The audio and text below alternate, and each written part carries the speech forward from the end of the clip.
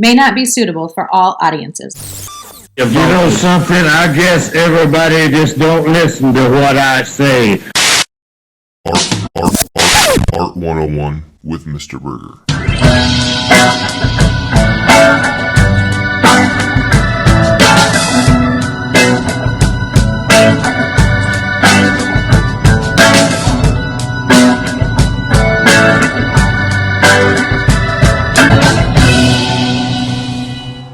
Scholars, welcome back to another episode of Art 101 with me, Mr. Burgher, professional artist and educator, attempting to provide you with the best in art historical content. If you like the content, make sure you share it. Thanks. I don't know if I can do that. So today we're at the Nelson-Atkins Museum here in Kansas City, Missouri. Let's jump inside and take a look at some of the pieces that they have in their collection. So we can't really start talking about artwork of Kansas City and the Nelson-Atkins Art Museum without looking at Thomas Hart Benton. 2 years before his death, he painted this particular work called Benton Farm in 1973. His American regionalist style was past its prime in the 1970s, but he was still doing the work that he found some passion about, and he was doing it really all the way till the end. The Midwestern American regionalists really bonded him along with John Curry of Kansas and Grant Wood of Iowa, and of course Benton from Missouri as really the leaders of this movement from the time that he moved back to Missouri in 1935 when he left New York for Kansas City, where he would live until his death in 1975. Wasn't good enough for me, wasn't good enough for you, wasn't good enough for anybody. The next artist we're going to look at is Anselm Kiefer with Lichtfalle, done in 1999. Now, Lichtfalle literally means light trap. This is a set of stars that sets against a really great darkness and is really about questioning our place in the universe.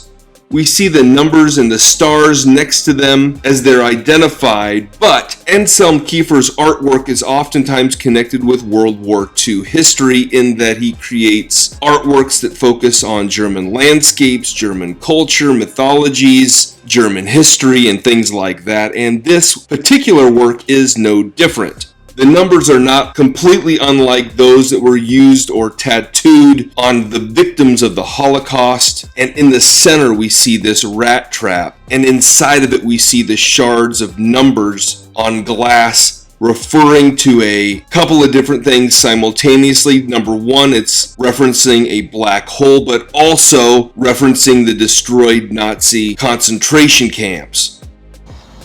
He must be Peter. One of my all-time favorites, Peter Paul Rubens, created this particular work, The Battle of Constantine and Licinius, back in 1622. This is one of 12 oil-painted sketches that were created for a tapestry cycle commissioned by the French King Louis XIII. And the cycle, basically a series of works that tells a story, is the life story of Constantine, the first Christian Roman emperor, who had defeated his brother-in-law Licinius on the field of battle, as depicted here. Now on the left-hand side we see Constantine riding on the white horse with the crown as a symbol of his victory.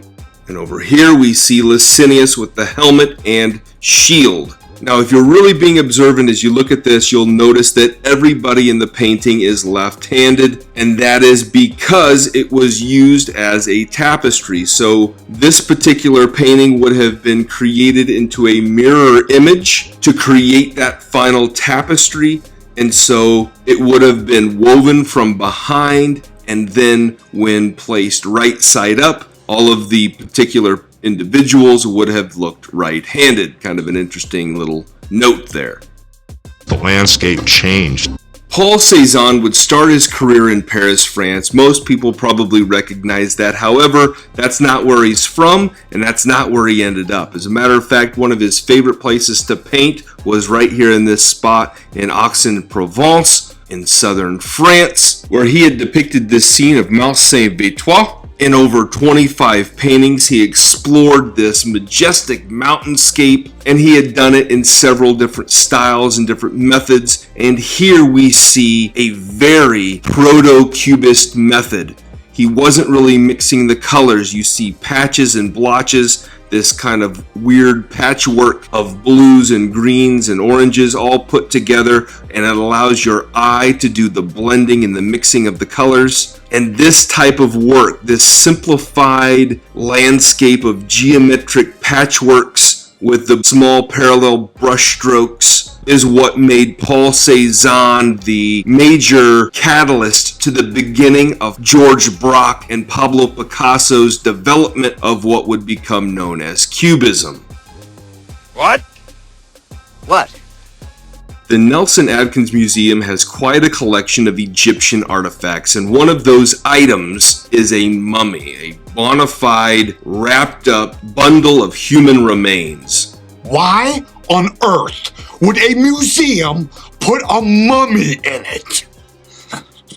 This unknown individual is now known as Ka-I-Nefer and is a part of the permanent collection here. Now, I don't want to spend a whole lot of time dealing with the mummy aspect of it because of my own personal battle that I have on that particular topic, but what I do want to redirect my attention on is this particular work called Portrait of a Woman. This is a Roman period encaustic done on a wood panel. This was a painting of an Egyptian woman painted somewhere between 130 and 160 our common era, and it would have been placed over the face of a mummy. Again, we might recognize that a lot of times those mummies would have had a golden mask, but a lower status individual that was still important would have still had their portrait created and placed on top of their mummy. If they were important enough to have a mummy created of them, they were important enough to have their likeness also recreated. And so the painted wood panel would have been wrapped into the actual wraps of the mummy itself, and her likeness would have been front and center when you look at her mummy. Obviously, her remains are no longer attached to the mask or vice versa, but there's the beautiful piece all the same. So once the body was wrapped and the mask was attached to the mummy, then the mummy would have gone somewhere, and a lot of times this would have been a sarcophagus. This is an example of a Roman sarcophagus originally created in Italy in the mid-2nd century of our common era, created out of marble. Now, this sarcophagus depicts the 9 muses and also depicts Apollo within the composition itself. What a great example of a relief type sarcophagus from that ancient Roman time period. Our education over here in the U.S. should help the U.S. or should help South Africa and should help the Iraq and the Asian countries. The museum has quite a collection of Native American and indigenous peoples' artworks, and as I was looking for a really great example, the Dzunuk'wa mask really jumped out at me as a really awesome piece that was created around 1870 in British Columbia. It was created out of wood, pigment, human hair, and bear hide. Now, the Dzunuk'wa, or wild woman of the woods, was a creature believed to carry off wandering or misbehaving children. She was thought to be larger than a human being, but had something of a body like a grizzly bear or something, who slept during the day and was very reclusive, and the stories of her presence in nearby forests were intended to keep misbehaving children close to home and following the rules. This very elaborate mask is one of the really great examples of a Dzunuk'wa. The highly sculpted features and the wild hair and hide of this half animal, half human forest creature really makes that idea come to life. And I'll tell you right now, if I was a misbehaving child and somebody was telling me that that thing was coming after me, you bet I'd start finding myself minding the rules in a hurry. You know, I've had it. You 4 boys never take our class seriously. What a crime. So many great examples of sculptural pieces around the museum. It would be impossible to make a video that included all the great pieces, but going from the Dzunuk'wa to Duane Hanson is a bit of a leap, but I think we can handle it here. This piece is one of my all-time favorites, created by the American sculptor Duane Hanson, who is also a native of Minnesota, and this piece is the Museum Guard, created from polyester, fiberglass, oil, and vinyl. Duane Hanson creates this very realistic, almost lifelike sculpture that he dresses up in actual clothing, and they oftentimes look worn or used because they were worn or used, and that's all by intention. He uses actual human hair. He uses actual objects that people would have used to create these types of sculptures, and this museum guard was an actual worn security outfit from the Nelson-Atkins Museum from the early 1970s.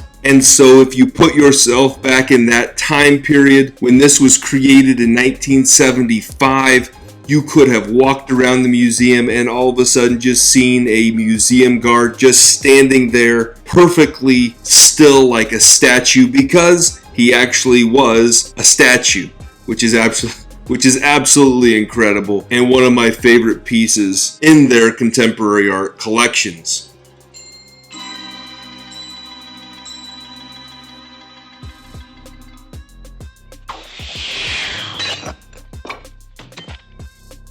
Henry O. Tanner is one of the really great American artists of his generation. He was the first African American artist to be recognized outside of the United States as a master, and we can see one of the examples of his work from 1895 of a father and son creating these traditional wooden shoes that would have been created in France. And it wasn't completely uncommon for him to create particular paintings like this of people doing old custom type traditional things like this, but this particular painting really grips me as a really great example of his skills and abilities as an artist that really prove without a shadow of a doubt that he was a master artist of his time, when blacks really didn't have any rights at all to speak of, but he was internationally recognized for his skills and abilities.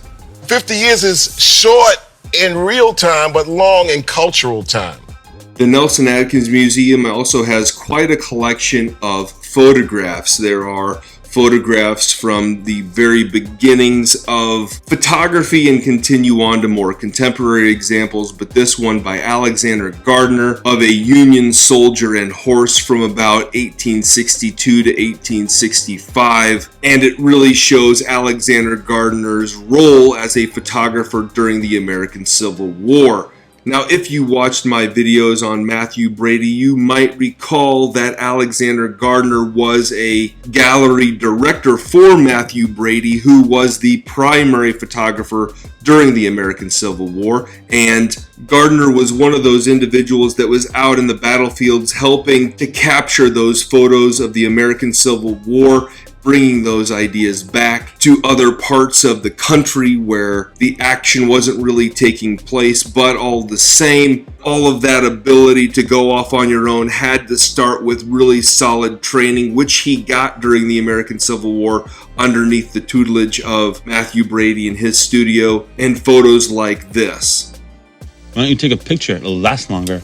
Now, it goes without saying, the Nelson-Atkins Museum is absolutely packed with artworks, and if you looked at every work in their private collection, you'd probably never be able to see all the works, and quite frankly, all of their artwork isn't out on display all of the time. But if you're going through and if you get the chance, make sure that you stop into their contemporary art wing and take a look at this particular work, Woman 4, created in 1952-1953 by Willem de Kooning.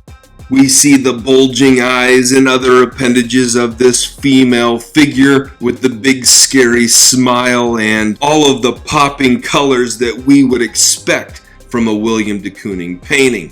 Over the years, obviously, he created many of these types of works, And this is but one example of that, and if I might say so, probably one of the better examples of it.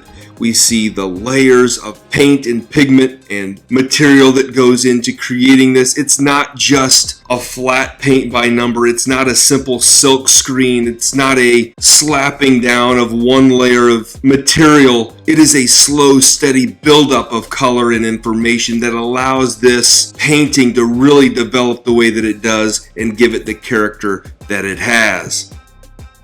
Now, as we probably know, the artworks that are on display is often going to change. It's going to evolve. The artworks that you see here may or may not be on display at any given time at the Nelson-Atkins, but if you're in Kansas City, if you want to check out some really great art and you want to see some great pieces like these, I would highly encourage you to stop in and see all of the numerous examples, the numerous cultural artifacts, the numerous paintings, sculptures, from all around the world, from all the different countries of the world, from all of the different artisans represented around the world here in the Midwest, in Kansas City, Missouri, at the Nelson-Atkins Museum. I highly encourage it. And shoot, next time I'm in town, I'll probably make another one of these videos, and I could make 100 videos just like this, featuring all different artworks without any sweat at all, because there's just so many wonderful examples here at the Nelson-Atkins Museum. And as a matter of fact,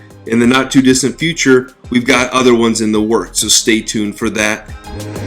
Well, hopefully that was enjoyable. Make sure you like, share, and subscribe. We'll see you next time. You have yourself a good day.